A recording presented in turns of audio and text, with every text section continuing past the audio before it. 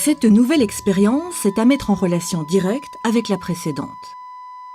Le milieu élastique que nous allons maintenant considérer est la colonne d'air située au-dessus de la surface libre d'un liquide coloré. La déformation produite sera encore longitudinale. L'intérêt de cette vidéo est de présenter une méthode simple et efficace pour mesurer la vitesse du son dans l'air. Le dispositif expérimental est constitué d'un système de 2 vases communicants, d'un haut-parleur disposé juste au-dessus de l'ouverture de l'un des 2 vases et d'un micro relié à un oscilloscope. Le haut-parleur est relié via un amplificateur à un générateur de fréquences. L'oscilloscope permet une visualisation du signal sonore. Le vase étant rempli à ras-bord, on laisse descendre le niveau d'eau et on observe simultanément à l'oscilloscope les variations d'amplitude du signal. On perçoit d'ailleurs très bien ces variations. Le son devient de plus en plus intense et s'atténue ensuite progressivement avant d'augmenter à nouveau pour s'affaiblir lentement et ainsi de suite.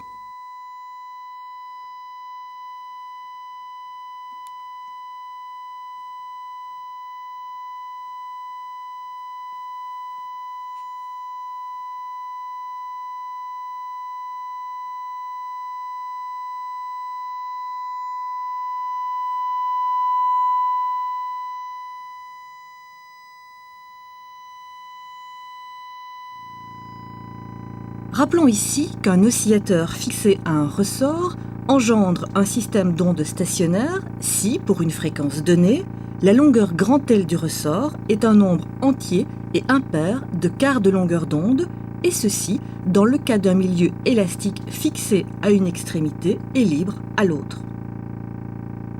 En langage mathématique, cela se traduit par grand L égale 2K plus 1 fois lambda sur 4.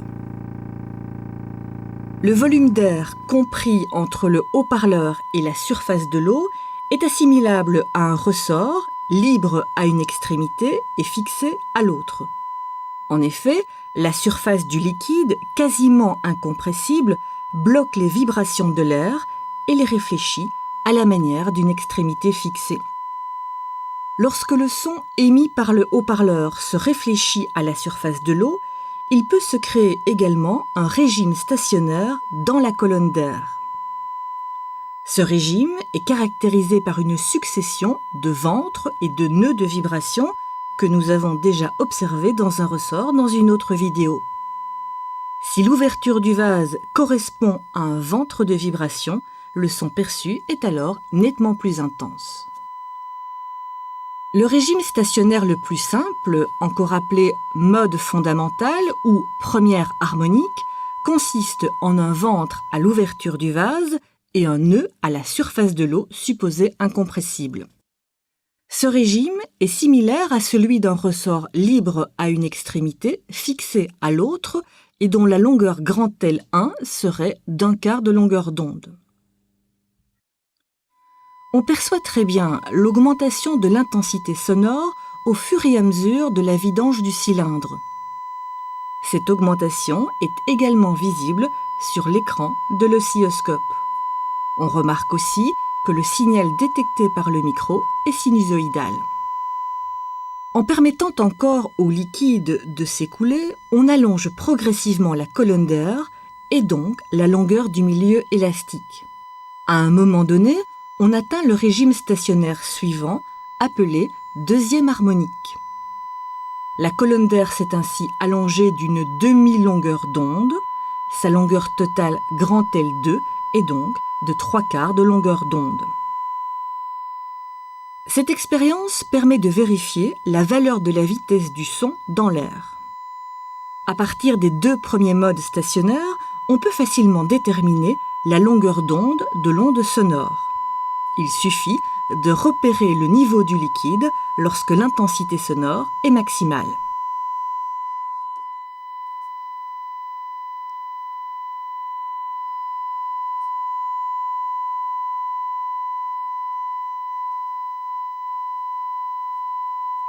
En effet, La différence delta grand L entre grand L2 et grand L1 est d'une demi-longueur d'onde.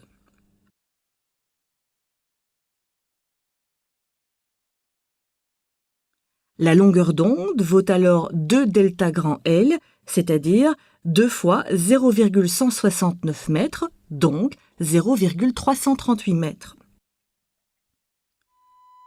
La fréquence de cette onde étant fournie par le générateur, soit 1000 Hz, on peut calculer la vitesse de l'onde sonore grâce à V égale lambda fois F. Le résultat donne V égale 0,338 fois 1000, donc 338 mètres par seconde. Cette valeur est à comparer avec la vitesse de référence du son dans l'air qui est de 343 mètres par seconde à la température de 20 degrés Celsius et sous une pression d'une atmosphère. La différence relative entre ces deux valeurs est de 2%.